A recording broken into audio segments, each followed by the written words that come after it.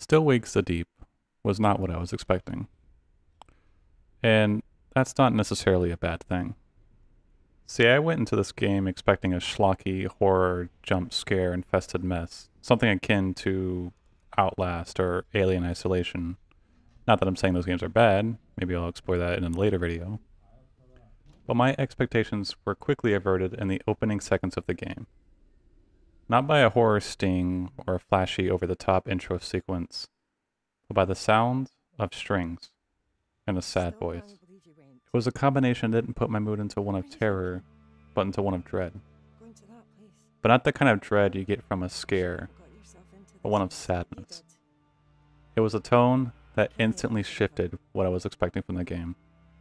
At this point, I knew that the game would be a lot more psychological and story-driven. See, for context, I went into this game completely blind, but the only thing that I knew about it was that it took place on an oil rig and that it was Lovecraftian. So while I did go into the game not knowing what to expect, I did have expectations. Okay, now before I start this, just know that anything I say about this game and its themes are purely my opinion and what I interpret from what I am seeing or experiencing in the game and are not set in stone. So while you may disagree or agree with what I say, it is purely what I think. Now then, without further ado, let us begin. Now, as I stated before, the game starts with a beautiful set of strings and a woman, who is later revealed to be your wife, monologuing. In this monologue, she states that she isn't happy with you leaving her and her kids to go and work on some oil rig. She also says that she knows that you're trying to do the right thing, but that you need to come back and deal with a problem that is pretty quickly revealed in the story. And also that if you don't deal with this situation, she will leave you. Like I said before, the whole scene is quite beautiful, with the waves crashing into each other, the oil rig coming into view, the music, the narration, everything just comes together so perfectly and sets the tone. It is then revealed to you that you are on said oil rig and that the monologue you've been listening to is from a letter that your wife, who we will now call Suze, has sent to you. It is here we also get a date for the game, which is December of 1975, more accurately Christmas Day. Not long after that, you're told that breakfast is ready and you need to go to the canteen. You can look around your cabin and interact with a few things here and there. The same when you leave the room. You're free to explore all the albeit limited space you are given, but you can do it freely as much as you want. While it's nothing groundbreaking by any means, it is nice when you are allowed to explore your surroundings, even if it is, like I said before, limited. You eventually come across something else I wasn't expecting in the game. Actual characters. And by that I mean fully modeled and mocap characters, not just vitalist voices you hear over radios or tape recorders. And the first character you come across is named Finley, whom is probably one of my favorite characters. Here's where you'll also get an introduction to the very harsh Scottish dialect. At least it's harsh for me. And they don't pull punches in their dialect, and I respect them for that. It is very obvious they hired Scottish actors to fulfill the Scottish roles. The conversation you two have basically backups what you, the character, has been saying as you are exploring the entire rig so far. That the rig is in a state of disrepair, with seemingly everything falling apart because your boss is either too cheap to pay for proper repairs or just doesn't care. Which both could be pretty solid answers at this point. He also informs you that the boss is upset about a letter he received, which is revealed later, from the mainland. Finley is stressed about the whole situation and wants to smoke and can't find her lighter, so you give her yours, stating that you will not need it anymore. Take mine. I don't need it anymore, honestly. You're a fucking lifesaver. After this, you're given a bit more environment to explore until you get to the canteen. When you finally get to the canteen, you get a number of people to talk to, including another main character, Roy, who becomes much more important to the story later on. But you are quickly interrupted by your boss, Rennick, over the intercom asking to speak to you in his office. You and Roy then talk about why you might be in trouble, how the cops might be looking for you, and about the assault that you committed on the mainland. An assault you committed because a man disrespected your wife, which is the whole reason you're on the oil rig in the first place. Which you do get more details of that eventually later on in the story. But for right now, we really don't know that much. You also talk about your whole situation with Suze, and how she might divorce you over this whole situation. It is also revealed here that your character seems to have a history of anger issues. After this conversation, another character, Dobby, tells Roy that the path to his kitchen is clear and that there is insulin left in his room. You'll learn that this game really likes to set context clues that it will come back to later on in the story. If you haven't already, you can also explore the canteen and talk to a few more characters. There's really no reason to other than for character building, but it's pretty cool, so I like it. Kind of gives me alien vibes, as in it takes time to set up the characters and let you know how everything's working before all hell breaks loose, which, rest assured, it will. You then leave the area and exit onto the deck, which once again just shows off the amazing level design in this game. I don't know what it's really like on an oil rig. All I can tell is what I see on pictures and movies, and from what I can see, absolute care was taken to make sure this looks as realistic as possible. Everything that's put there seems like it's there for a reason, and nothing feels like set dressing besides the stuff that of course directs the player where to go. And again, you can really take as much time as you want exploring the deck, really taking in the level of detail. Your initial path is blocked by a welder, which forces you to go down a ladder. It's also introduced you to the control scheme, which is that you have to hold a button as your character physically holds onto something. More on that later. And explore the area, building upon said characters, and dropping little breadcrumbs for the story here and there, all the while your boss yelling at you to get to his office.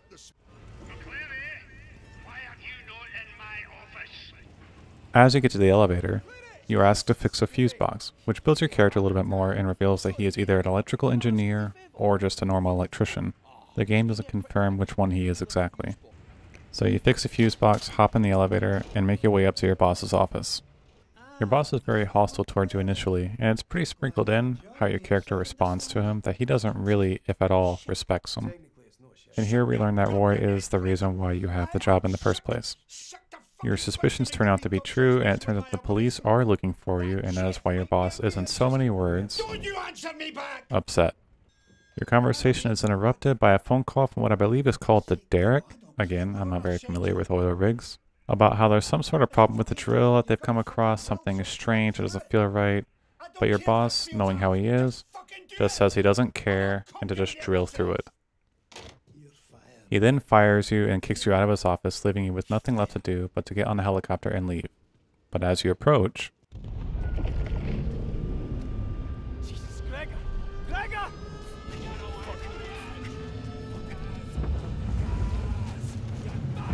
Guys, help me! Guys, don't let me die, please! I don't want to die! I don't want to die! Jesus, just hang on! Fuck! It seems that the drill hits something and causes all hell to break loose, and you fall off the edge into the water. It is here you get the first of a number of flashbacks in the game. This one being about you, Roy, and Seuss talking about the job that you're trying to get, the one on the rig.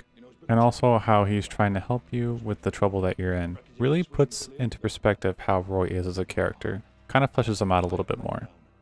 And then you, somehow, by miracle or worse, survive the fall and are fished out of the water. You awaken in a small room with a heater to warm up by.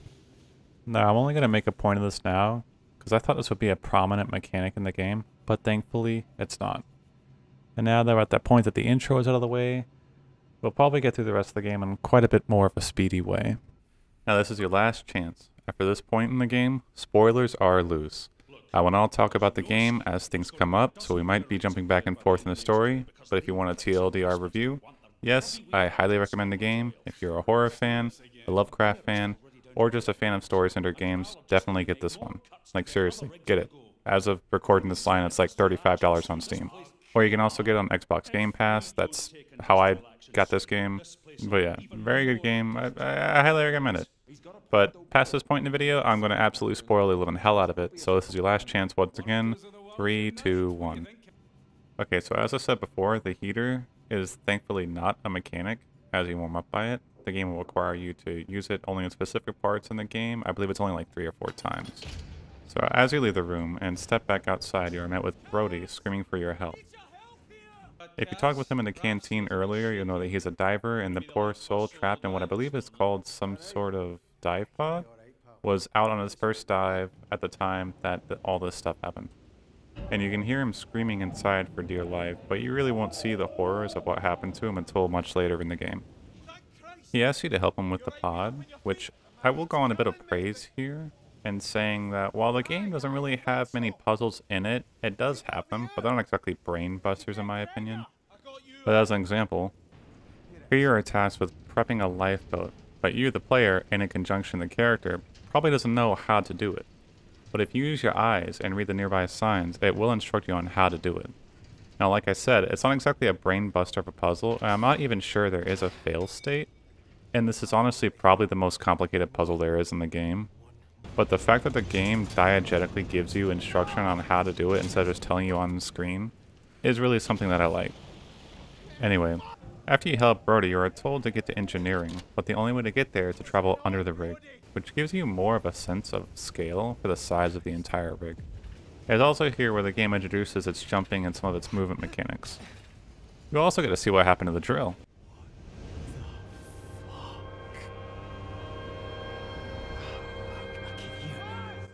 Another character, Douglas, then yells at you from out of nowhere and tells you to find him inside.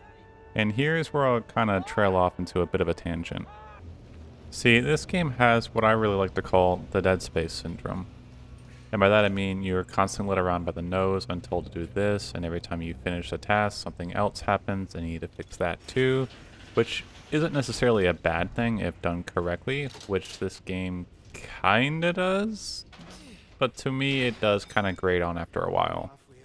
And even in a game like this with an average runtime of around 5 hours, it does kind of seem to drag on with all the tasks you get.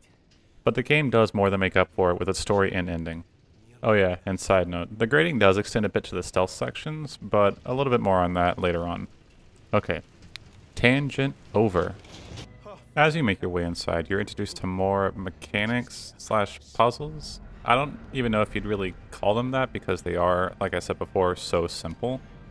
But I do like that the game has you physically hold a button as your character physically holds onto an object to represent your grip. I feel like I've seen this in another game before, but I could be mistaken. So you eventually make your way to Leg C and are required to do more platforming, again introducing more of the game's movement mechanics, while your boss, Rennick, of course, is downplaying the entire situation. Once you make your way across, you get a flashlight, which, props to the game, is one you actually have to use, instead of really only feeling like it's optional. Which I've been noticing in a lot of games more and more recently, but I think that might also have to do something with ray tracing. And as you continue, you start to hear the noises of something lurking around. Now I really like how the game low-key fucks with the player by telling you things like how to sprint, how to look behind you while sprinting, how to hide in lockers, in an area that as far as I can tell is completely safe, like nothing will get you here as far as I know. You also come across Finley again. She tells you that something happened to Gibbo and that he has changed. You are told this and then told to continue on.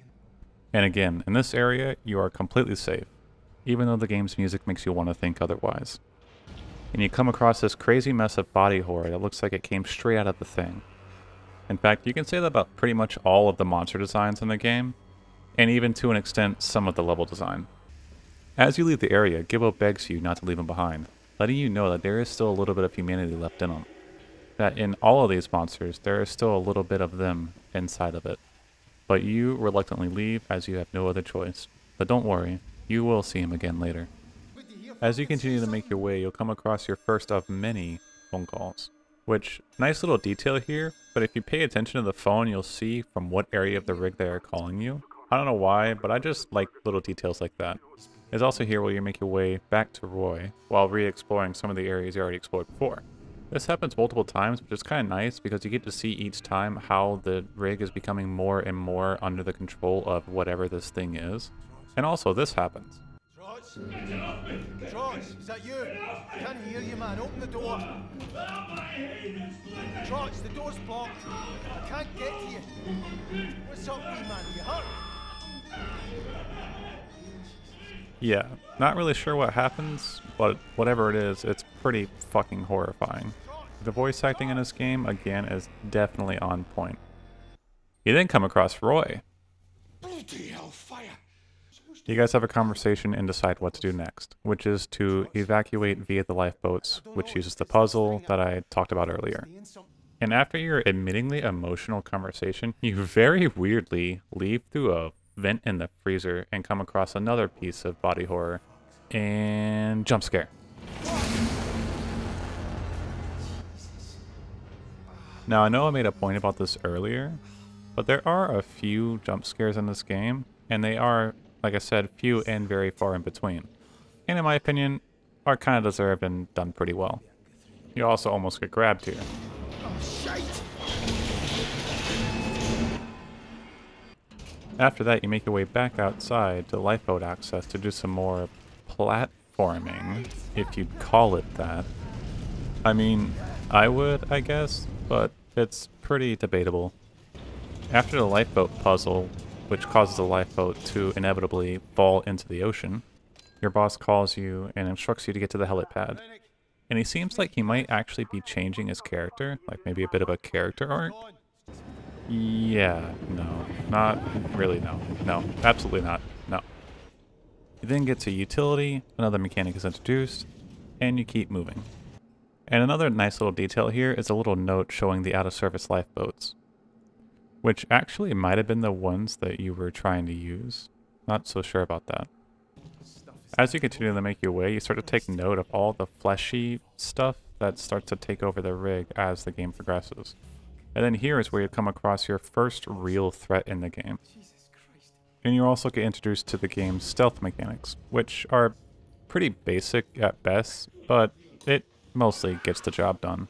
Even if it can be a little annoying at times, where the game seems like it's forcing you to make noise in order to progress, in order to cause a chase. Also, another little tangent here. I don't know who the fuck's idea it was to have the player be forced to stand up in a sneaking section, but while I'm ranting, you'll see me die here a few times purely because of that. The game would force my character to stand up when crawling under this fence thing or walking over this little ramp, which is the only two ways to exit the little area you're in, which can get you caught and pretty much instantly killed, because once he sees you, it's over. Like, you're pretty instantly killed. Thankfully, it only really happens in this section of the game. And the other sneaking sections of the game aren't nearly as aggravating, minus the AI inconsistency and it just sometimes clipping through walls. And the fact that I actually even broke the AI here by simply closing it in a room by shutting a door. Like here, I'm pretty sure the monster is supposed to be breaking the glass, but because I shut it in a door, it's looks like the glass is breaking by itself. It's pretty okay besides those few things. Okay, tangent over. You meet back up with Roy, and with no other option, decide to make your way to the helipad. Here's where you'll come across the stealth section I just mentioned earlier. But after that, you get to the helipad, and well... Since when has a helicopter in any horror anything been a good idea? After this, you pass out and get another flashback between you and Suze. This time is about how you're trying to run away from all your problems by leaving for the oil rig, and how you hope that everything will just blow over by itself. It's here where Suze tells you that if you leave, you guys are done. You then wake up and make your way from the helipad to your boss's office, where you get yet another phone call, but this time from Brody. He tasks you with restarting the generators because if they fail, their oil rig will run on batteries and all the power will eventually go out. After this phone call, you can look around your boss's office and actually find the letter that the police sent to him looking for you. Which then you will get another phone call, which is something this game seems to really like to do. Have you answer a phone, and then as you're leaving the room, have you answer it again. Happens 2 or 3 times in the game. You go back outside and then make your way to administration to yet another phone call. You continue on your way until you run into Rennick. This is probably the first truly scripted chase scene. That's nothing special, and it goes on for a bit, but it's pretty alright. You eventually escape Rennick and make your way back outside and do some more platforming, but this time on a helicopter. It's actually pretty cool. Even if the physics of the spinning blades don't make any sense. I mean, they don't. You continue and get another phone call. This one's pretty rough actually, as you hear a guy basically drowning to death. It's pretty bad actually. And again, you continue down and up, doing a thing here and there until you get to engineering and you come across Finley again. You guys talk about getting the generators up and running again, but of course it's not as easy as you initially thought, so you guys need to split up. Which brings you to the next stealth section. Again, nothing special, just more sneaky, cheeky, breaky. And you finally have to solve a little bit of a quote-unquote puzzle to get the generators up and running again. Oh yeah, and this is also where I told you before that I broke the AI. So that happens here. After you finally get the generators back on, you get, you guessed it, another phone call. Like, I know in a realistic sense that on a rig, that's like the only way you'd be able to communicate with each other, but it does get kind of just aggravating after a while, just phone call after phone call after phone call. And once again, the phone call is from Finley, and he instructs you to go down to the pontoons to stop the rig from sinking, I think. Again, I'm not an expert on rigs, so sorry if I fuck some of this stuff up. You then go down and of course fix the tension winches. And if it sounds like I'm kind of glossing over this part and some of the other parts, it's usually because it's pretty uneventful and there's not really much to say about it besides just a few underwater sections. And of course, this. I mean, I don't even know if I need to comment on underwater sections in games. They've usually never been really good. But to this game's credit, these aren't that bad.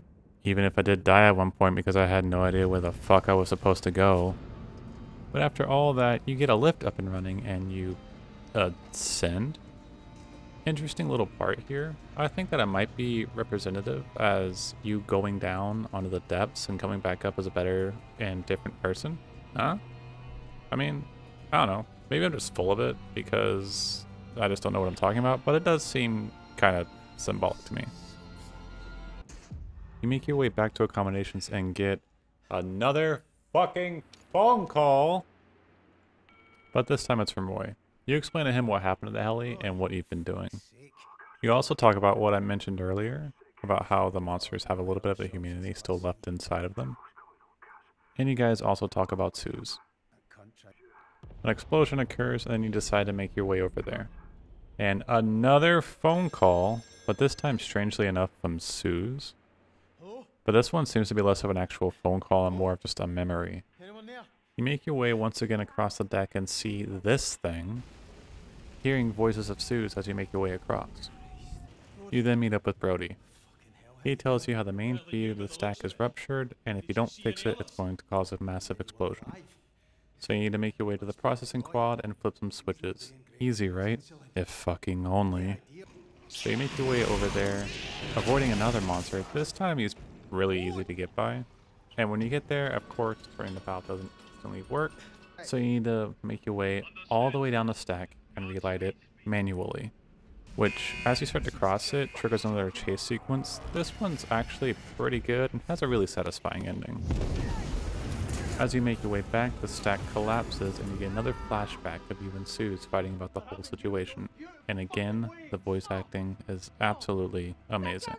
You are shitting me, McCleary! You're the bigger man! Do you think your daughter's got more brains and bigger balls than you have? What about the kid?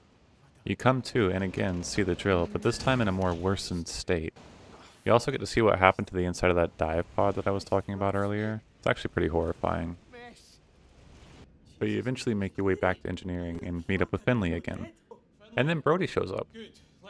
They both, for good reason, are absolutely amazed that you're still alive. They talk about what they need to do, which is float the rig, I guess. Blech, I don't really know. To try and balance the rig to keep it from sinking. Then Roy suddenly comes over the intercom and claims that he needs help. And then you, against the wishes of Finley and Brody, decide to go and save him. To do this, you need to go back through engineering, which is now underwater. You then make it back to accommodation for the last time, finding Roy's insulin along the way. It's here you also get another monster chase, this time with Trots. No real comment here, it's just another chase. You eventually make your way onto the roof and find Roy. In an admittingly emotional scene, you unfortunately find out that he's dead. You're too late. You are then called by Finley and explain to her the situation.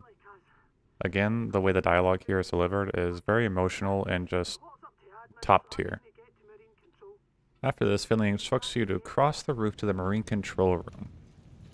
You see this, and then cross a set of cranes to the other side of the roof to get to said control room. It is here you meet Roper. Again, hardcore The Thing vibes with the body horror in this game. Like, if you're a fan of The Thing, I don't even really need to explain this. And then you call Finley, and she walks you through what you need to do in order to flood the pontoons. And after this, you're told by Finley to meet her in drill ops, but not before saying goodbye to Roper. As you make your way down, you start hearing Sue's over the intercom before continuing through another water section. You get another phone call from Sue's, which seems to be another memory from a time when you seem to have lost your daughter.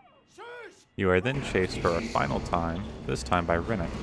As you escape, he begs you not to leave him behind, which almost makes me feel bad, but not really. It also could be the humanity, but it could be the monster trying to trick you. You eventually make your way to drill ops and find out that when you flooded the pontoons, Brody was still inside. This was discussed in a conversation earlier. This could happen. And over the phone, he tells you to go on without him and to not let Finley do anything stupid. Which, oops. So you actually chase her, and as she's running from you, she gets pinned under some falling debris. You guys actually have a heartfelt conversation here, and she asks about what voices you hear, or who they're from. Like for you, it's your wife, and for her, it's her son. It is also here that you, the character, realize that there's no getting off this rig. Again, kind of like the ending of The Thing, even if you could escape, would you want to chance whatever this thing is getting away too? She then gives you back the lighter you gave her. Ah, told you. And as she dies, you realize you have nothing left to do but to blow up the rig. It is here you finally see to the fullest extent what happened to the drill. It being covered in a pulsing, living flesh. You can take your time here and look around before you actually blow everything up. I find it really interesting here how before you drop the lighter, the game says to let go instead of something like drop. Like you, the player, and the character are finally letting go and accepting what happens next, and not running. So you let go, the rig ignites, and it fades to white.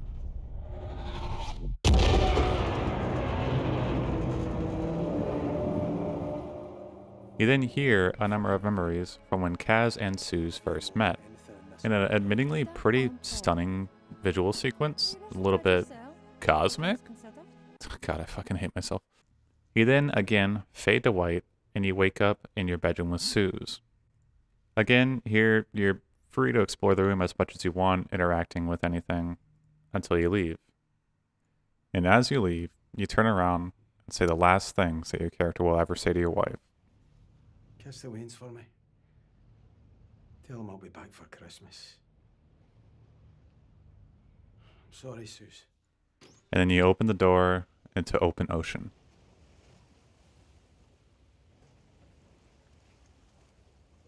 And you get another narration in a quite stark contrast to the beginning of the game with another letter telling you how much she loves you. You are then treated to a nice song and roll credits.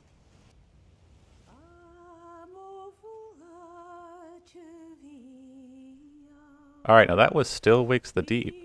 Thank you for those of you who stuck around to the end. I know I talked a lot, and I surprisingly didn't have as much to say as I thought. I mean, seeming the script that I wrote was over 4,200 fucking words long. I was not expecting the video to be less than 30 minutes.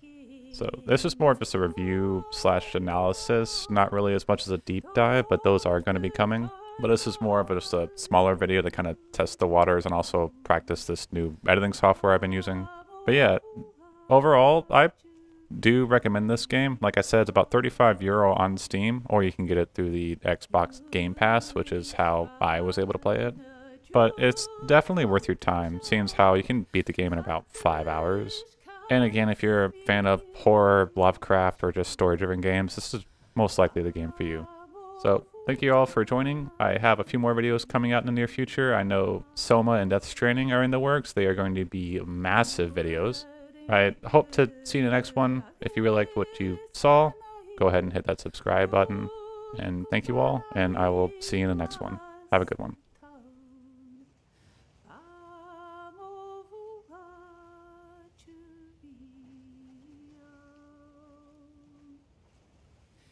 Throw